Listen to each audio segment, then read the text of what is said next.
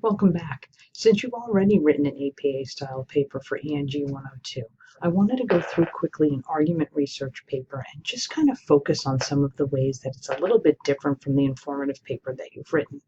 Since this is an APA paper, we see that the title page is the same as the last paper that we wrote. Our title, in the middle, the date, the name, and our institution of learning. Notice the title for an argument research paper shows the side that the student's taking. This student is saying why the drinking age should stay 21. So we know that her side of the paper is she doesn't want the drinking age lowered. So it's important when you're creating a title for an argument research paper that it really shows your position. It's not a question. It looks like a question, but she's stating it more like a fact, why the drinking age should stay 21. Again, there's an abstract and block format, which is a summary of the paper. The introduction for the argument paper should really draw the reader in. This student talks about at the age of 18, about how many students find themselves making very important life decisions. They're graduating high school, should they go to college, take a break, enter the workforce? She asks a question. Remember, you can, based on your organizer and what you put in there, maybe show a statistic or give an interesting quote or a fact from one of your sources. What I'd like to focus on is her thesis statement. Notice the because is highlighted in red. Your thesis statement for an argument paper should state your position. There's a substantial amount of evidence that supports keeping the legal drinking age at 21 because, and then the reasons that will be found in the paper. And we'll notice how the student sets these off with her header. Arguments for keeping the legal drinking age at 21. So we know she's starting with her side of the arguments for or against, pro-con. Her first reason is health risks. Notice that there are citations throughout the paper, that she ends her paragraphs with analysis of the evidence that she has presented. Her next reason is the accidents that occur when alcohol is involved for those who are under 21, and she gives statistics from the National Highway Traffic Safety Administration.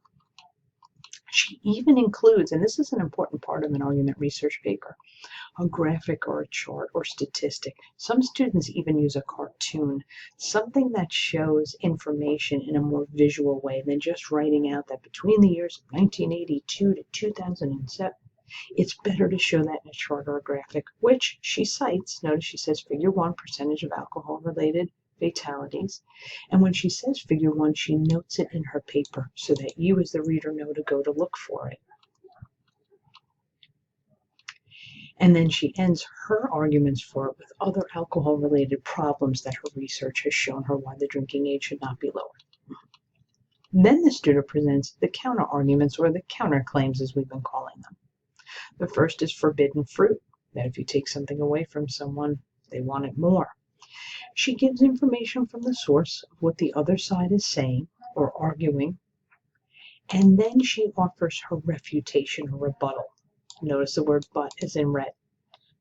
These are valid points, but then she goes and she refutes what they say. Maybe she highlights a fallacy in the argument. Maybe she shows that, although that's a good point, her evidence that she provided early on shows that her side might be a little bit stronger. Sometimes you might do a research paper and you concede the point. You say that the other side makes a really good point, and then it's hard to find something to really contradict that's as strong as the point being made by the other side.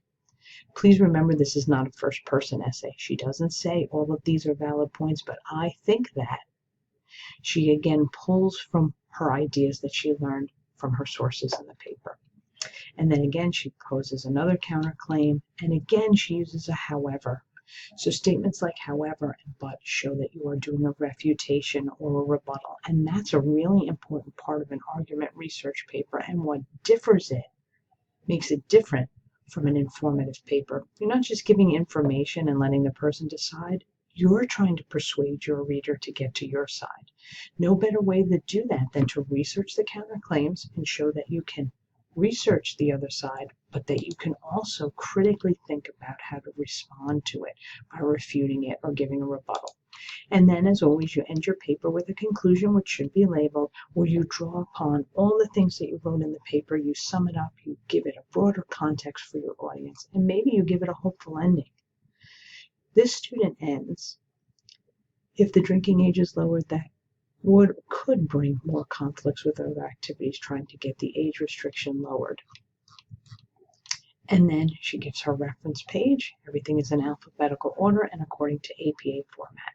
So again, just a quick video on what an APA argument research paper should look like for ENG 102 composition and research.